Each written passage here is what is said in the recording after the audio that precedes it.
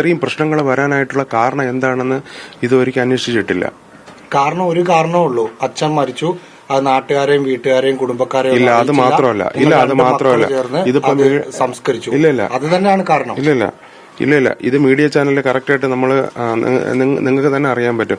99% ആൾക്കാർ വന്ന് പ്രശ്നം ഉണ്ടാക്കിയിട്ടുള്ളത് ആരൊക്കെയാണെന്നറിയോ? ആരൊക്കെ? നിങ്ങൾ തന്നെ പറയും. ഈ നാഗരുടെ പ്രശ്നത്തിന്റെ അവര് തന്നെയാണ്, മുസ്ലിങ്ങൾ തന്നെയാണ് ഏറ്റവും കൂടുതൽ പ്രശ്നം ഉണ്ടാക്കിയിട്ടുള്ളത്. ഇതില് ഒരു മിനിറ്റ്.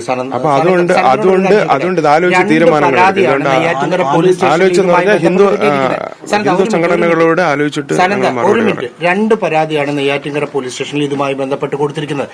അതിൽ 1ാമത് പരാതി കൊടുത്തിരിക്കുന്ന ആൾ തൊട്ടടുത്ത വീട്ടിലുള്ള വിശ്വംഭരൻ, 2ാമത് മാസ് പെറ്റീഷൻ കൊടുത്തതിൽ 1ാമത് ഒപ്പിട്ടിരിക്കുന്ന ആൾ യേശുദാസൻ, 2ാമത് ഒപ്പിട്ടയാൾ സനന്ദൻ പറയുന്ന നിങ്ങളുടെ തൊട്ടപ്പുറത്തെ സ്ഥലത്തിന്റെ ഉടമ മുജീബ്.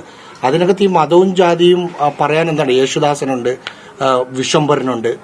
ഈ മാസ് പെറ്റീഷനിൽ ബാക്കി എല്ലാ മതത്തിലും ജാതിയിലും രാഷ്ട്രീയ പാർട്ടിയിൽപ്പെട്ട ആളുകളുമുണ്ട്.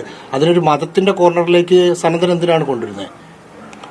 സാറ് ഞങ്ങൾക്ക് ഞാൻ പറഞ്ഞുതരാം. ഈ വിശ്വംഭരനെ പറ്റി പറഞ്ഞല്ലോ. ഈ ക്ഷേത്രത്തിന്റെ ഇതുമായിട്ട് ബന്ധപ്പെട്ടിട്ടുള്ള കാര്യങ്ങൾ ഞാൻ ആദ്യമേ പറഞ്ഞിട്ടുണ്ടായിരുന്നു.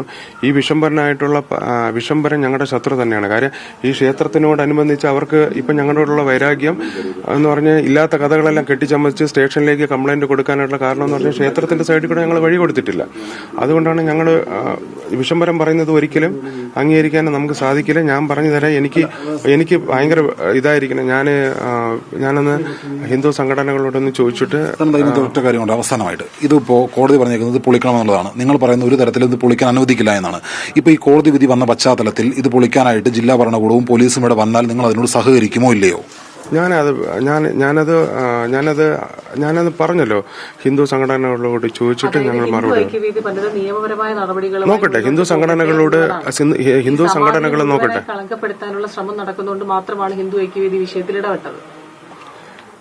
ഹിന്ദു ഐക്യവേദി സത്യസന്ധമായിട്ട് ഇടപെട്ടിട്ടുണ്ടെന്നുണ്ടെങ്കിൽ സമാധി പൊളിക്കൂലല്ലോ. എന്തായാലും ഞാൻ അവരുടെ ചോദിച്ചു നോക്കട്ടെ ചേട്ടാ. കോടതിയുടെ നിർദ്ദേശമുണ്ട്. അത് തടയുകയാണെങ്കിൽ സ്വാഭാവികമായും മറ്റ് നടപടികൾ കൂടി നിങ്ങൾ തടയുന്ന ആളുകൾ ആരാണോ തടയുന്നത് അവർ നേരിടേണ്ടി വരും. സ്വാഭാവികമായി ഇത് പൊളിക്കുമെന്നതൊരു യാഥാർത്ഥ്യമാണ്. ചേട്ടാ, ഇപ്പോൾ ഞാൻ പറഞ്ഞുതരാം. എന്റെ അമ്മയ്ക്ക് ഇപ്പൊ മെഡിക്കൽ കോളേജ് ഹോസ്പിറ്റലിൽ അഡ്മിറ്റാണ്. ഞാൻ ആകെ ഇതാണ്. നിങ്ങളുടെ സാഹചര്യം നമുക്കറിയാം. രാവിലെ വന്നപ്പോൾ മുതൽ സംസാരിക്കുന്നതാണ്. പക്ഷേ ഒരു കോടതി വിധിയുണ്ട്. വിശ്വാസത്തിനപ്പുറത്തേക്ക് ഇതിനകത്ത് നിയമപരമായിട്ടുള്ള കുറച്ച് കാര്യങ്ങളുണ്ട്. ആ നിയമത്തെ നിങ്ങൾ ബഹുമാനിക്കുകയും പറഞ്ഞു. നിയമപരമായിട്ടുള്ള നടപടികൾ ഹിന്ദു ഐക്യവേദിയും ഹിന്ദു സംഘടനകളും അവർ കൂടെ ഒന്ന് ആലോചിച്ചിട്ട് അവരൊന്നൊരു തീരുമാനം എടുക്കട്ടെ. എന്നിട്ട് ബാക്കിയുള്ള കാര്യങ്ങൾ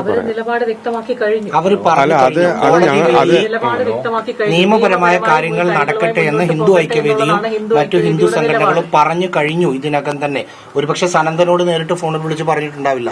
പക്ഷെ അവരുടെ നിലപാട് പറഞ്ഞു കഴിഞ്ഞു. ശരി. അവരെന്നെ വിളിച്ച് പറഞ്ഞിട്ടില്ലല്ലോ. ഞാൻ അന്ന് അന്വേഷിച്ച് നോക്കട്ടെ. ഞാൻ ആകെ ടയർഡാണ്. അമ്മ ഹോസ്പിറ്റലാണ്. ഞാൻ പറയാം. ശരി.